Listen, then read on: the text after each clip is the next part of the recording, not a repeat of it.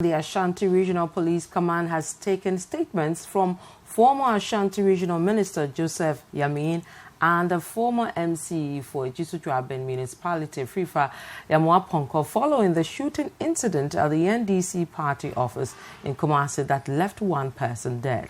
Now, the two were the police command to write their statements. Mr. Ponko was picked up at his residence by police officers after they conducted a search over reports that he had hoarded some weapons. He has been speaking to City News. I was home today around 9 o'clock in the morning that I saw two loads of policemen. They came to my house and told me that the regional commander wanted to, have a church with me. And before then, they would like to search. They would like to conduct search in my house. And I asked them about search warrant. Later on, I thought it wise to allow them because I don't have anything to hide. And of course, they started the whole thing. They searched. I have my home is 2 twin places. They searched the first and the second one. They didn't see even a mosquito over there.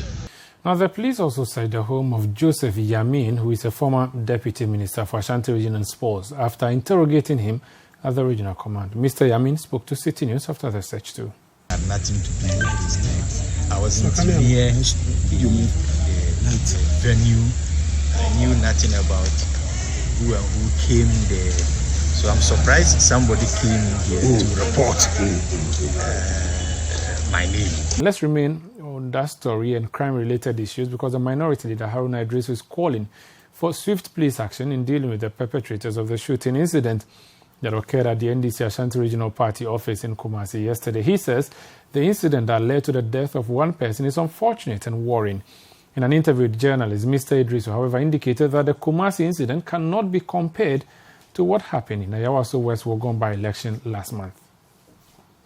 Deliberations on the floor of Parliament today were largely uneventful, but many members expressed concern about the shooting at an NDC regional meeting in Kumasi. For the minority leader Haruna Idris, the happenings were unfortunate and the police must act swiftly to bring the perpetrators to book. In this matter, the General Secretary has spoken. It must be dealt with as a criminal matter. The governing New Patriotic Party has launched an attack on former President John Mahama, blaming him for Monday's shooting incident at the NDC's regional office in Kumasi.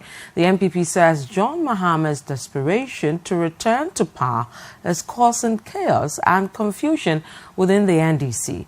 Speaking at a news conference today, the NPP's Director of Communications, Ayawaso, said John Mahama cannot absolve himself of blame for yesterday's incident after his boot-for-boot comment and admission that the NDC was more violent than any party. Addressing a news conference in Accra today, Director of Communications for the party, Ayawaso, says former President John Dramani Mahama should be held responsible for the incident in Kumasi which led to the death of one person.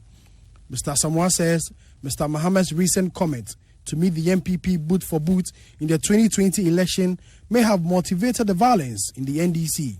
Whilst condemning the act, Ayawaso says the police administration should treat the matter as a crime and persons found culpable arrested and prosecuted.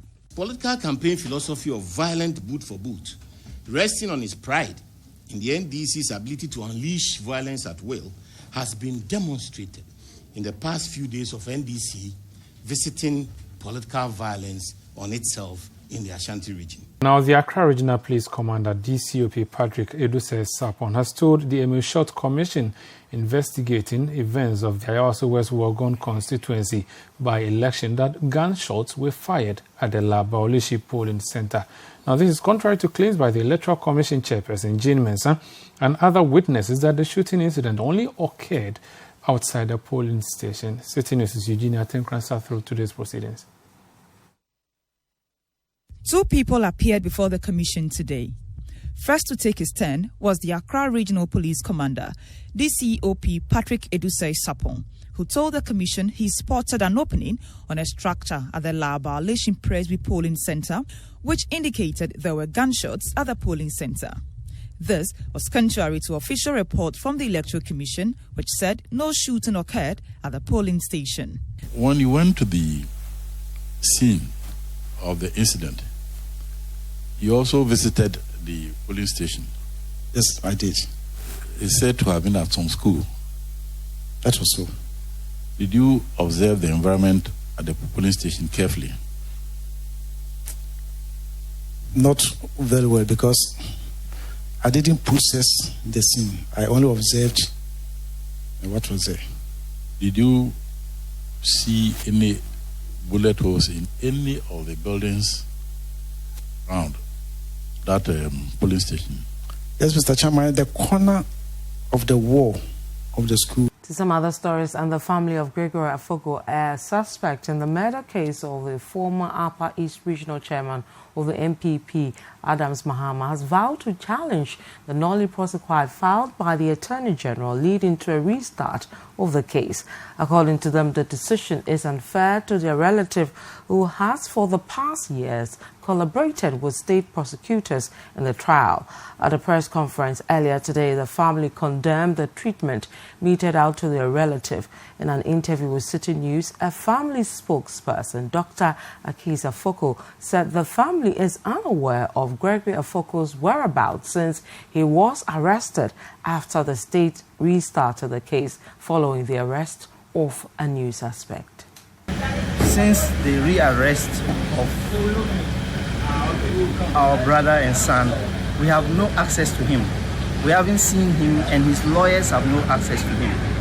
So we worried that this is quite unfair. He will be going into depression simply because he may be thinking that the family has abandoned him. But the truth is that we have no access to him. Now, hundreds of aggrieved Menzgold customers took to the streets earlier today in Tarkwa in the Western region, calling on government to facilitate the payment of their locked-up investments. Now, dressed in red and black apparel, the customers marched through the principal streets of Tarkwa. There's more in this report. In the Tarkwa municipality alone, this is the second protest by aggrieved customers of the troubled gold dealership firm Menzgold. Similar protests have taken place in Accra and Kumasi as customers have vowed to use demonstrations to pile pressure on government to force managers of the company to settle them. The demonstrators, clad in red and black attire, carried placards with inscriptions such as "We want our money" and "No money, no vote."